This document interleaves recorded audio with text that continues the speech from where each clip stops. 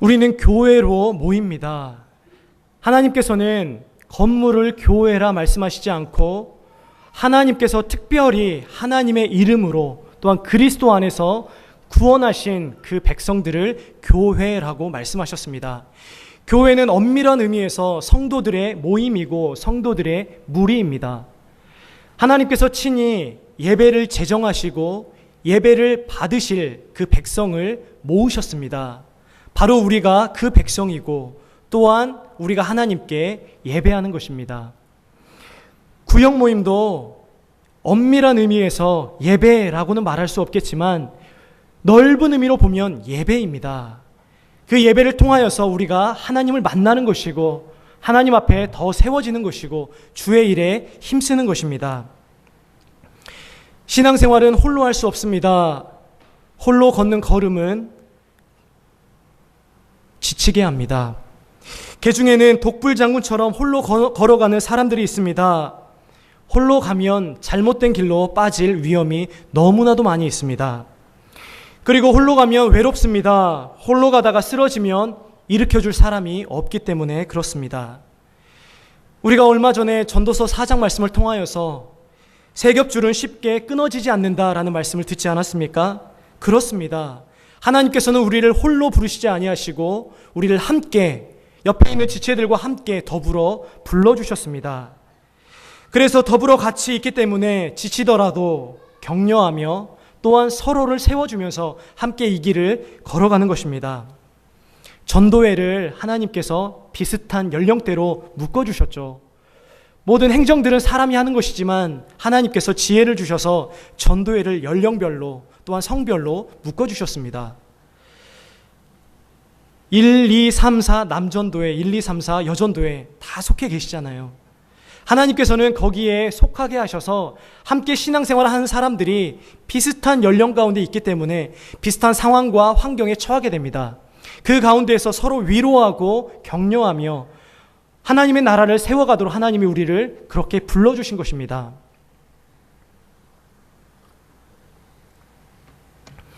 구역 모임도 마찬가지입니다. 하나님께서 지역별로 묶으셔서 함께 격려하고 위로하며 함께 세우며 그 길을 걸어가도록 하나님이 우리에게 은혜를 베풀어 주신 것입니다. 개중에는 일만 하시는 분들이 계십니다. 모임은 잘 안 나오시고 일만 하시는 분들이 계세요. 모임뿐만 아니라 예배도 나오기를 주저하시고 일만 하시는 분들이 계십니다. 일만 하려고 하지 마십시오. 그 일과 모임을 통하여서 자신이 변화되는 것을 기대해야 됩니다. 또한 함께 이 교회가 변화되기를 기대해야 되는 것입니다.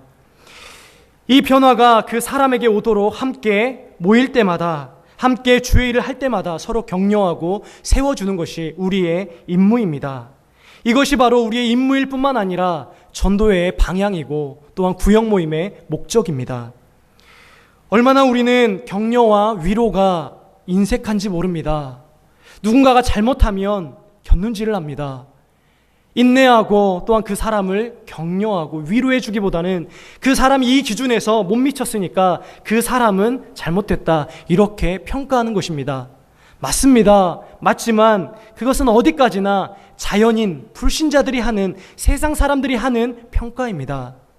우리는 좀 못 미치더라도 그 사람이 조금 부족하더라도 위로하고 격려하고 다독여서 함께 모임에 나오고 함께 주님의 몸된 교회를 세워갈 수 있도록 독려해야 되는 것입니다. 히브리서 10장 24절은 우리에게 이렇게 권면합니다. 함께 읽어보도록 하겠습니다. 서로 돌아보아 사랑과 선행을 격려하며. 우리는 정말 격려에 힘써야 됩니다. 그리고 다른 사람을 돕고 세워주는 선행을 힘써야 됩니다. 무엇보다 다른 사람의 명예를 세워줘야 됩니다.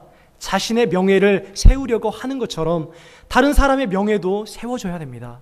아, 그 사람 누군가에게 수군수군함을 당한다 할지라도 그 사람 이러이러한 일 때문에 어쩔 수 없이 모임에 못 나오고 있어. 어쩔 수 없이 그 사람 이렇게 했었어 라고 우리는 그 사람의 명예를 지켜줄 수 있어야 됩니다.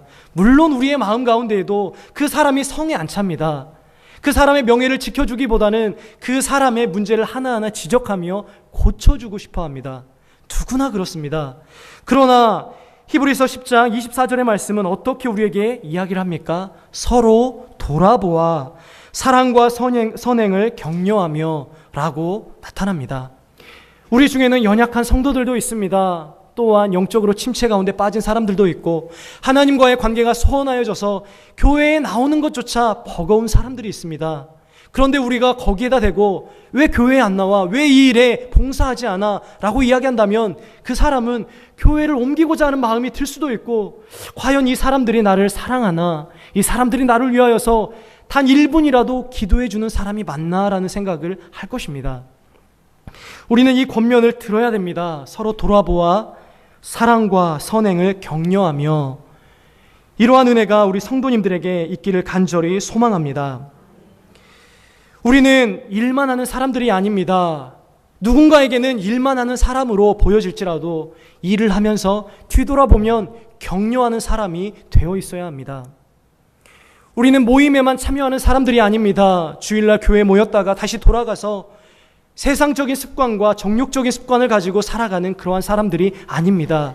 이 가운데서 영향을 받아서 모임과 예배와 또 하나님께 봉사하는 모든 것 가운데에서 우리가 하나님 앞에 온전히 있음으로 말미암아 뒤를 돌아보면 선행을 해가고 있는 사람들이 되어야 됩니다. 그 가운데 하나님은 영광을 받으시고 우리를 통하여서 교회를 세워가실 것입니다. 이러한 아름다운 성도님들이 되시기를 간절히 소망합니다. 히브리서는 여기에서 멈추지 않습니다. 그 다음 구절을 함께 읽도록 하겠습니다. 시작.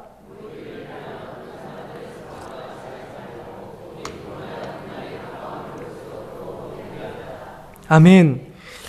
이 당시는 오순절 성령 강림 사건이 있은 지 몇십 년 후이기 때문에 사도행전 분위기와는 사뭇 다릅니다. 우리가 읽었던 사도행전 말씀에서는 자주 모였습니다. 날마다 마음을 같이하여 성전에 모이기를 힘쓰고 라고 나타나는데 불과 몇십 년 후에 모이기를 패하는 그것이 습관과 같이 자신의 인격이 되어버린 사람들이 있었습니다. 모이기를 패하는 어떤 사람들이 있었습니다. 그러나 바울의 권면은 무엇입니까? 습관적으로 모이기를 패하는, 이제는 모이지 않아도 어색함이 전혀 없을 정도로 그렇게 되어버린 사람들과 같이 하지 말라는 것입니다. 오히려 더욱 모이라는 것입니다. 그날이 가까움을 볼수록 주님의 재림이 가까이 오지 않습니까? 주님의 재림을 소망하면서 그날이 가까움을 볼수록 더욱 모여라 라고 이야기를 하고 있습니다. 이 말씀을 보고 자주 교회에 와야겠다. 일주일에 7일은 교회에 와서 봉사해야지. 일주일 동안 1시간도 빠짐없이 교회에 와야겠다 라고 하는 것은 성경적 권면이나 가르침이 결코 아닙니다. 성도가 교회에서 일주일 동안 매 시간 와 있는 것은 하나님께서 기뻐하지 않습니다. 하나님께서는 우리에게 직무를 주셨습니다. 우리가 있어야 할 세상에 공간을 주셨습니다. 어떤 사람은 가정에, 어떤 사람은 학교에, 어떤 사람은 이 사회 직장에 우리를 보내셨습니다. 그 가운데에서 하나님의 백성으로 하나님의 영광을 드러내라고 하나님이 우리를 세우시고 거기에 위치시켜 주셨습니다. 일주일 동안 교회에 와 있는 것은 하나님이 기뻐하시지 않습니다.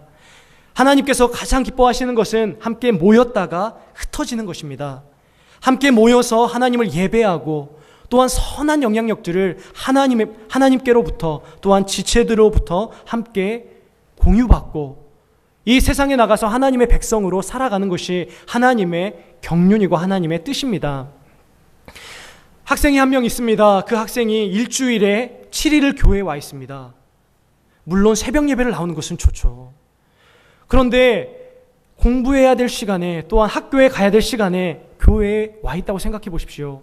그리고 교회를 자기의 역량껏 섬긴다고 생각해 보십시오. 어떤 면에서는 좋습니다. 어떤 면에서는 칭찬받아 마땅합니다.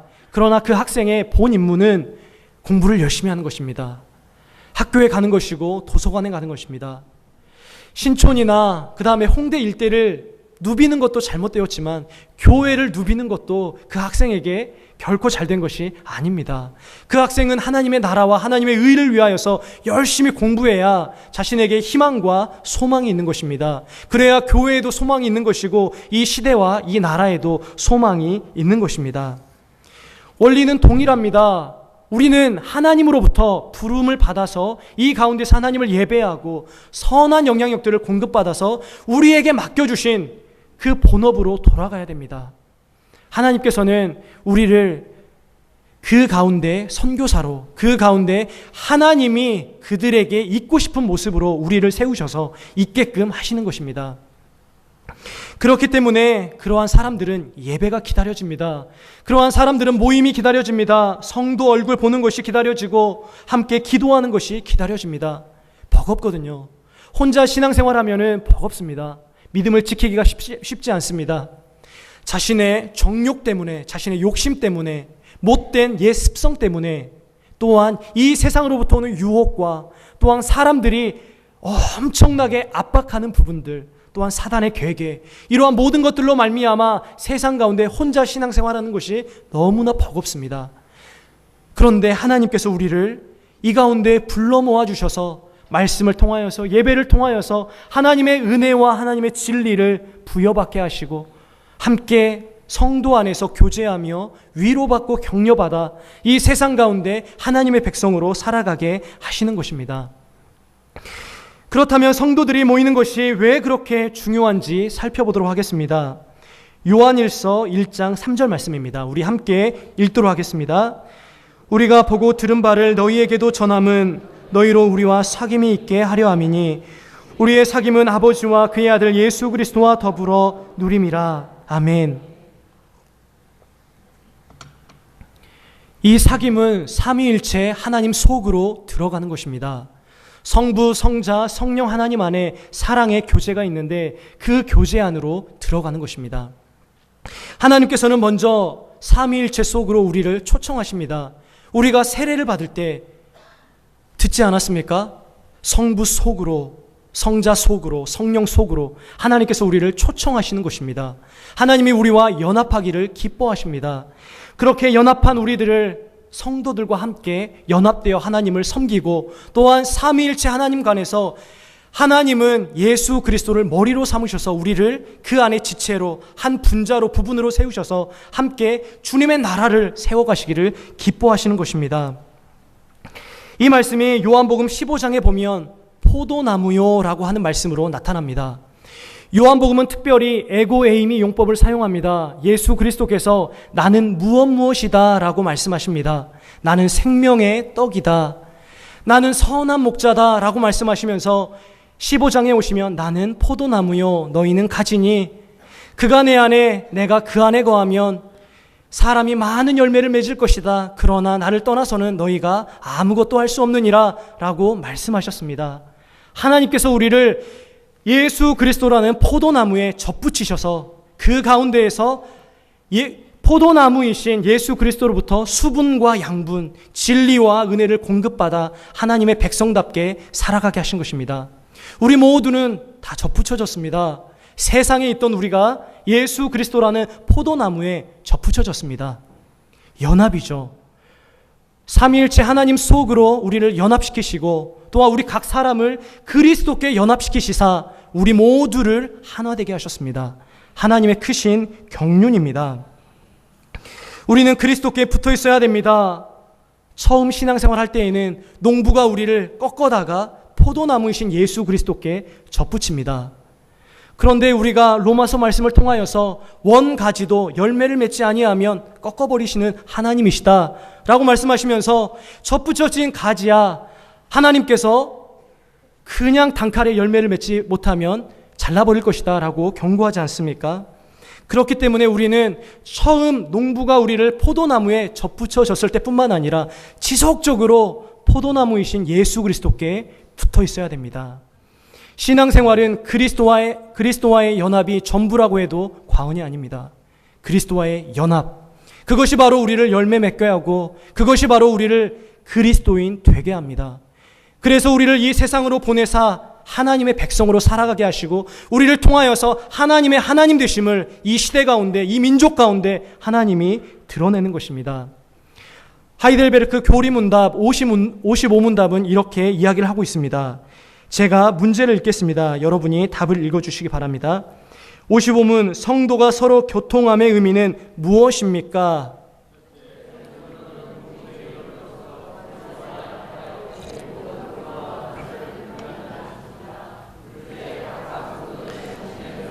다른 사람들의 유익과 덕을 위하여 감사함으로 사용해야 할 의무가 있다는 것입니다. 아멘.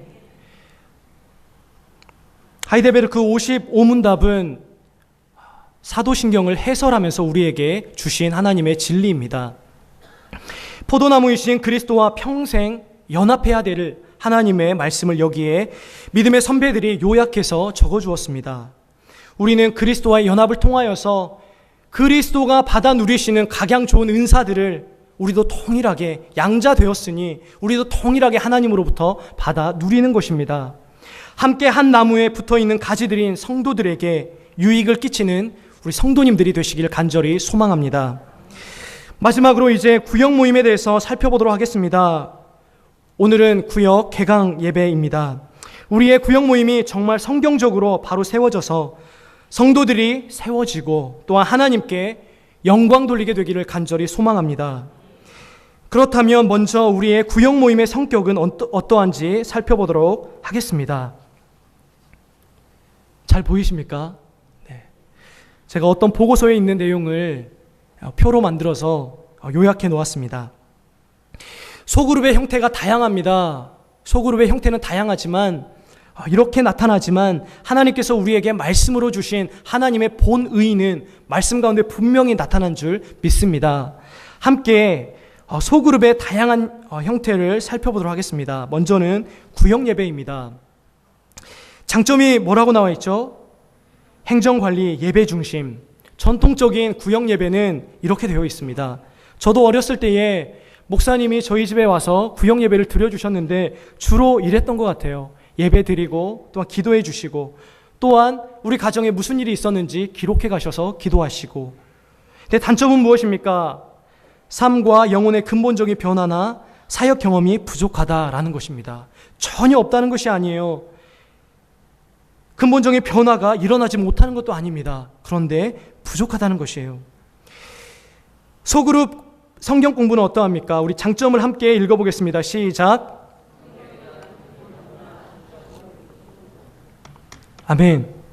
주로 대학교 선교단체에서 이런 소그룹 성경 공부를 많이 합니다. IVF, 또 예전에 UBF 이런 선교단체들이 이런 소그룹 성경 공부를 많이 하였습니다.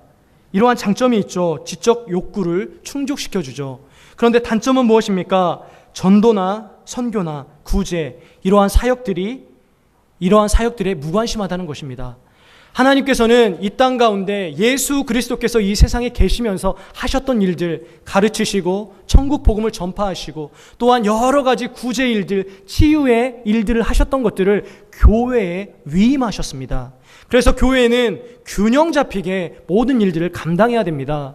말씀도 봐야죠. 함께 전도도 해야 됩니다. 그런데 함께 구제도 해야 됩니다. 그런데 그런 부분에서 소그룹 성경 공부는 조금 치우쳐 있었습니다. 1대1 제자 훈련은 어떻습니까?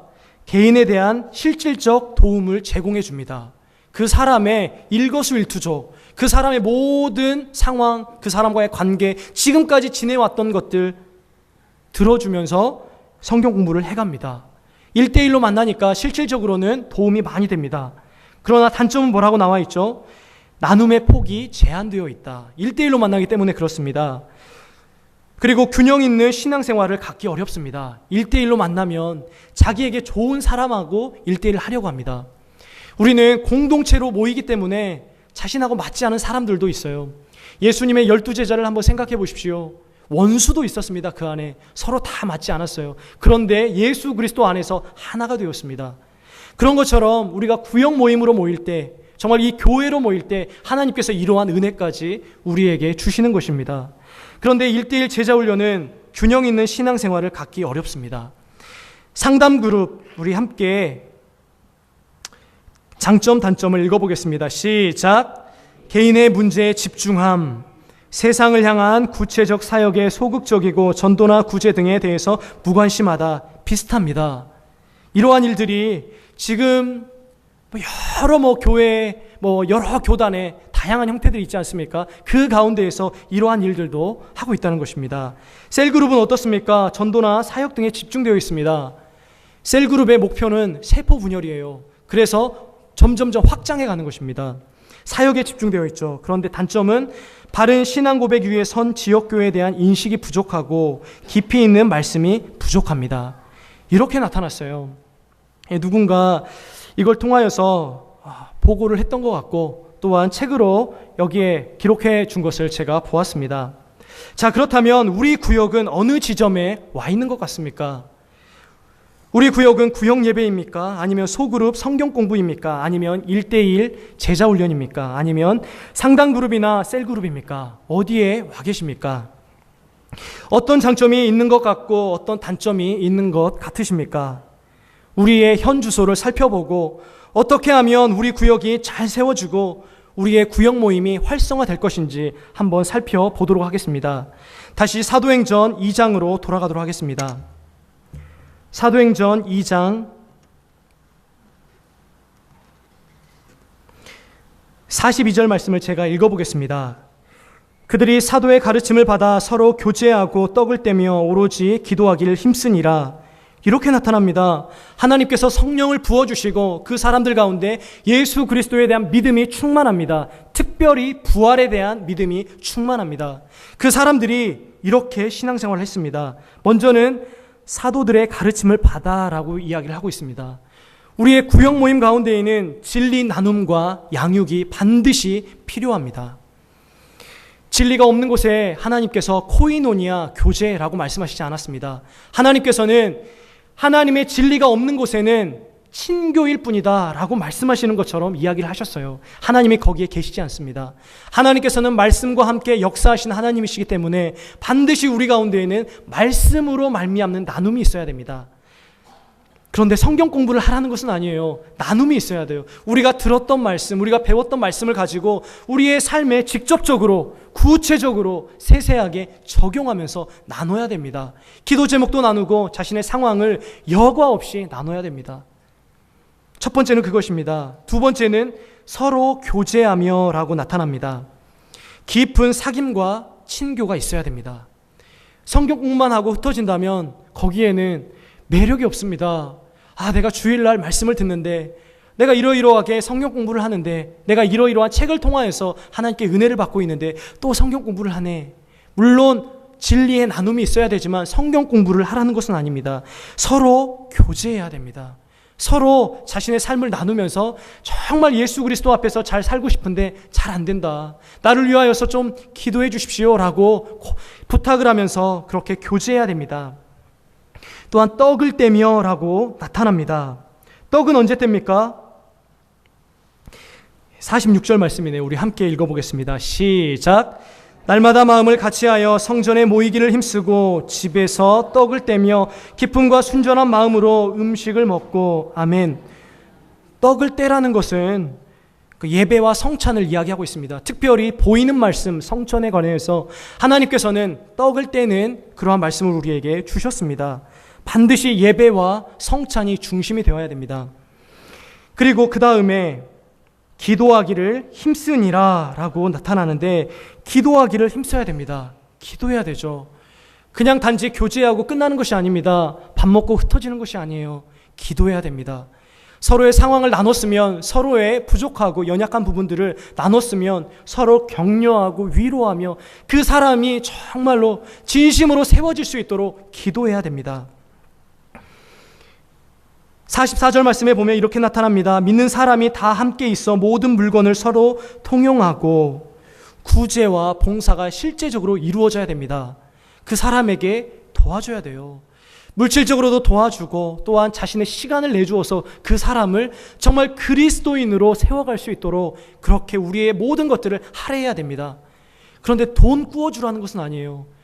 그러한 부분은 폐단이 너무나도 많습니다. 오히려 구워달라고 하는 부분들을 어느 정도 자신의 분량만큼 줘버리십시오.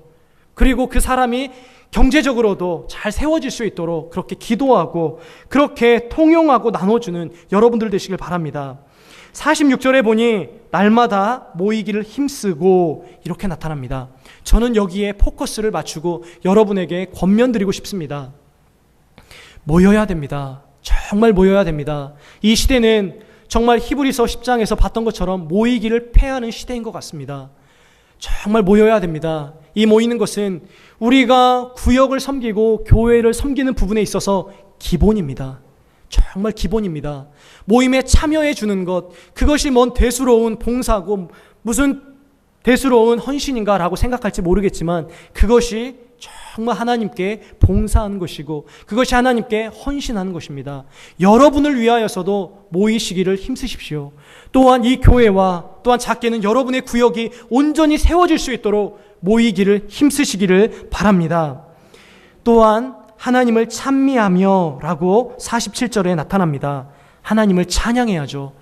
정말 구역장님들이 하실 일이 너무나도 많이 있지만 자신이 은혜 받은 찬양, 정말 우리 구역에 필요한 찬양 잘 선곡하셔서 처음부터 마음을 녹이는 찬양으로 이렇게 구역 모임이 정말 하나님의 은혜와 하나님의 사랑으로 정말 풍성할 수 있도록 기도하시면서 찬양도 선곡하시고 조금 노력을 기울여 주셔서 풍성하게 되시기를 바랍니다. 그 다음에 온 백성에게 칭송을 받으니 라고 나타납니다. 지역사회에 모본도 돼야 됩니다. 우리만 보이고 우리만 잘 되고 요즘에 젊은 청년들은 스타벅스에서 커피를 마시면서 신앙생활을 한다고 합니다. 그렇게 불신자들에게 세상 사람들에게 비추어졌어요. 근데 정말 그런 것 같아요. 우리끼리만 모이고 우리끼리만 웃고 떠들고 그러한 신앙생활들이 우리의 지배적인 신앙생활인 것 같습니다. 근데 하나님은 거기에 우리의 모임과 우리의 존재를 거기에다가 두시는 것이 아닙니다. 이 지역사회를 섬겨야 됩니다. 작게는 한 영혼을 섬겨야 되고 크게는 정말로 우리가 섬길 수 있는 그러한 곳에 실제적으로 섬길 수 있게 되기를 바랍니다. 마지막으로 주께서 구원받는 자를 더하게 하셨다라고 나타납니다. 우리는 우리만 잘 되면 안 됩니다. 정말 불신자들이 이 가운데 들어올 수 있도록 그 부분에서는 셀 모임이 우리에게 권면을 줍니다. 정말로 그 사람이 들어올 수 있도록 기도로 준비하시고 또한 그 가운데에서 하나님이 영광을 받으시고 또한 우리의 모임이 우리끼리만 있으면 그렇잖아요. 이렇게 고인물은 썩습니다. 자꾸 흘러가야 돼요. 자꾸 세상으로 흘러가고 자꾸 불신자에게 흘러가야 됩니다. 그래야 썩지 않습니다. 흐르는 강물과 같이 우리 구역 모임이 잘 세워져서 하나님께도 영광 돌리고 또한 우리 구역원들에게도 하나님의 사랑으로 충만하며 또한 이 지역과 또한 우리에게 맡겨주신 불신자들을 잘 섬겨 나아가게 되시기를 간절히 소망합니다. 우리 함께 기도하겠습니다. 우리 이 시간 기도할 때에 하나님, 오늘은 구역 개강 예배로 우리가 모였습니다. 하나님, 정말 우리의 모임이 활성화되게 하여 주시옵소서.